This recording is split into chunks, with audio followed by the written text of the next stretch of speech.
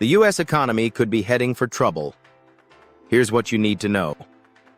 Prices are rising, wages remain flat, and concerns about the U.S. economy are growing louder by the day. I'm not here to scare you, but I do want to share the facts about what's really happening right now and what we could be facing in the coming days. These next 2 weeks are shaping up to be critical for both the supply chain and the broader economy. Before we get started, if you find these daily updates helpful, take just a second to hit that like button. It really helps out. Let's dive in. Are we on the brink of an economic collapse? There's been a lot of talk lately about a possible economic collapse happening in the near future. Some say the process could begin within 7 to 14 days. That doesn't mean everything will fall apart overnight, but it could mark the start of a serious downward trend. One major issue currently at play is the end of the de minimis exemption, a rule that allowed imports valued at $800 or less to enter the U.S. duty-free. This exemption, which had long served as a key cost-saving loophole for importers, has now expired. According to reports, this could result in a 145% tariff on many imported goods, drastically increasing costs for American consumers. What this means for Eugene Soroka, executive director at the Port of Los Angeles, the busiest container port in the U.S., has sounded the alarm. He noted that upcoming imports are down over 35% year over year. Retailers, manufacturers, and importers are already scaling back their orders, especially from China, where product prices have more than doubled due to the new tariffs.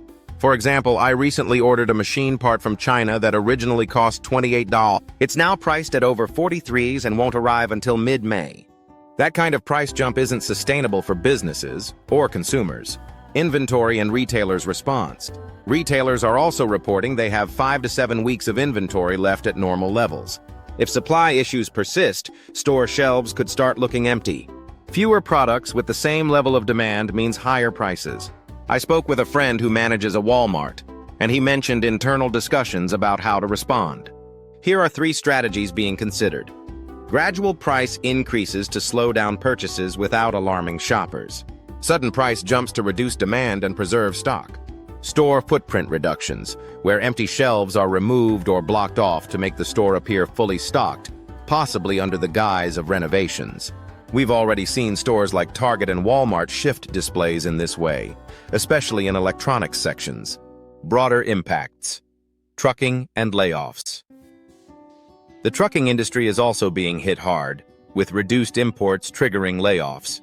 This is just the beginning. As prices rise and wages stay flat, more Americans will struggle to keep up.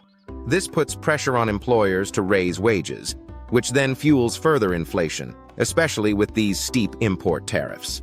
This cycle, flat wages, rising prices, and shrinking consumer power, could be the spark that ignites a broader economic downturn. Final thoughts: economists are warning that the next 7 to 14 days could be pivotal. The economic landscape is shifting fast, and much will depend on how tariff negotiations unfold. While we can't predict exactly what's coming, staying informed is key. Thanks for tuning in today. Make sure to subscribe if you haven't already, and I'll continue bringing you the latest updates as soon as they come in. Stay prepared, stay informed, and take care.